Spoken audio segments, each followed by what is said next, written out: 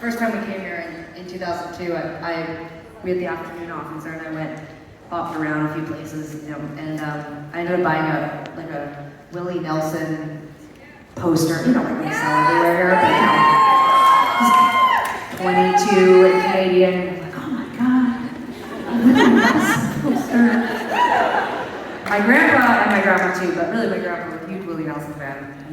I told this story on Instagram, but for those that don't look at social media anymore, good for you, and congrats. And, but when when we started playing music, my mom made us go over to my grandparents and play for them. We were 16 and 15, and you know, they seemed excited. You know, they were country and western people, but you know, they were there with the acoustic guitar, really giving her in their living room, and they both looked pleased. But at the end, my mom was like, "What do you think, Mom and Dad? What do you think?" My grandma was like, "Oh, they're great."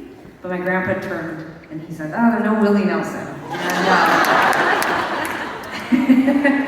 But over the next couple of years, as we developed, I think he thought what we were doing, you know, was actually really cool. And right out of high school, we got signed, and we did a few demos, and then we got dropped. And it was a blessing because we weren't ready. You know, we needed time to develop. And when we signed to a major, there's no time. And so we went to my grandpa. We asked him to borrow money. We borrowed $10,000 from him, and we made an album called Under Feet Like Ours. It's not that good, but okay. Okay, hashtag agree to disagree. But we were really proud of it. We were really proud, you know, because we'd sort of been English in school, and music was the one thing that really kind of pulled us from like a very foggy future that we weren't sure what it was going to look like. And so my grandpa lending us the money was a really big deal. And I remember Sara and I at rehearsal, like fighting, crying in the basement. We were so stressed out. $10,000 was like $1 billion when we were, you know, that age.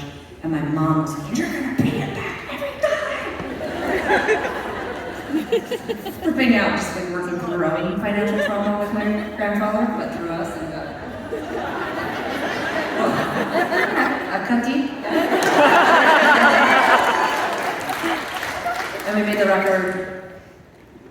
Mastered it, you know, showed up on our doorstep, opened up the box, took the CD out, very proud.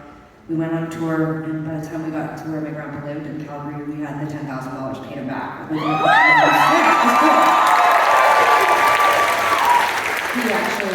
He was pleased. He said, "I'm really surprised," and he said, "I should have charged you interest."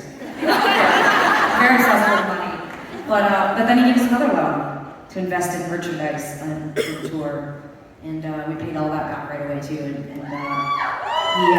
when I came home in 2002, this is like 2 years later, with the poster, he was really excited. They were farmers, and they'd spent most of their winters traveling around. They'd been to every state, and he loved Nashville. And it was like those kinds of things, like, you know, going to LA. He just was always like, "Have you been to Pasadena? There's a street in Pasadena."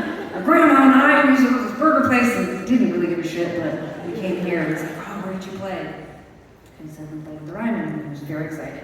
And he hung that Willie Nelson poster up in his office, and I was the one that unpinned it and took it down when he died. And this isn't a sad story. He was like an asshole at the end here, so.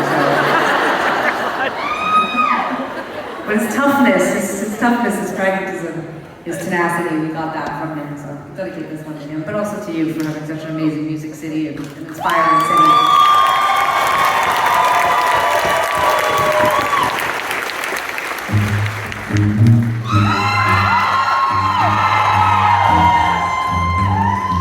Sorry, it's like my first day here. Hold on. Is that right?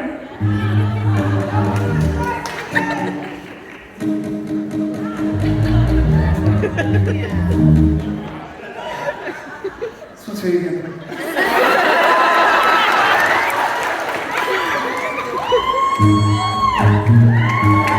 Never change.